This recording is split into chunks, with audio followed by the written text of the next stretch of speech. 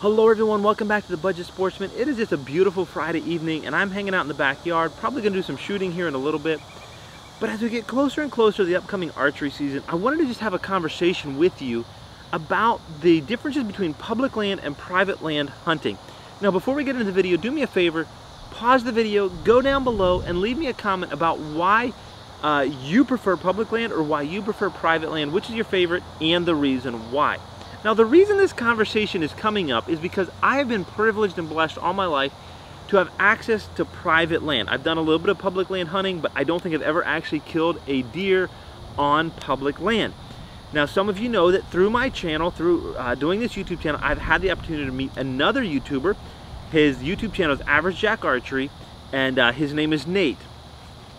And this year Nate and I are planning to do some hunting together and even some filming some hunts together on public land. And Nate has told me that when you kill a deer, especially a buck, on public land, it will change your whole perspective and you will never ever want to go back to hunting private land. Now as a guy who's hunted private land all my life, I have a hard time believing that. But it got me thinking, what are the pros and cons of public versus private? And there are definitely some benefits to both, and why. And so here's my thoughts, again coming from a primarily private land hunter. Here's my thoughts, and please stay tuned to the end because I have some very important thoughts I think that pertain to everybody. So here's my thoughts on the benefits of hunting private land, since that's what I mostly do. I think one of the big advantages is that you can hang stands, whether it's ladder stands or hang-ons or whatever, but you can get them set up and leave them through the course of the season or even through the course of the year and generally not have to worry about moving them. Another huge advantage is that generally you're going to have less hunting pressure because the access is going to be limited. There's some other advantages. I think of food sources. You may be able to control or even create food sources, or control or create bedding areas. You can control or create or manage habitat and food sources and all these different things that will help you also manage your herd. You also have some control if you have enough acreage of what size buck you want to shoot and try to manage your herd that way. So there's a lot of advantages. Another advantage that I'm really a fan of is the particular property that I hunt now has four-wheeler trails all over the property, and I can't think of a deer in the last several years that I haven't shot within probably 100 to 150 yards of a four-wheeler trail. And so what that means is I have to drag it a very short distance. We'll go get one of the four-wheelers and then we'll drag it back to the house for processing. That is a huge thing for me. Now let's go to the other side and talk about the flip side of that with public land. You know, public land, you're probably not going to be able to hang stands. You're probably going to be hiking back in a long ways. You're probably going to be hanging and hunting, hang and hunt setup where you're going to take your stand in, you're going to set it up, you're going to get in, you're going to hunt, you're going to tear it all back down, and you're going to hike out. You're not going to be able to probably manage the herd. You may only shoot a 4-year-old deer. The next guy is going to probably go ahead and shoot that 1.5-year-old buck. You're going to have a lot more hunting pressure, a lot more people with public access, especially depending on where you're at. If you're near maybe a city where a lot of people are coming out of the city into that public land, you're going to have a lot more hunting pressure.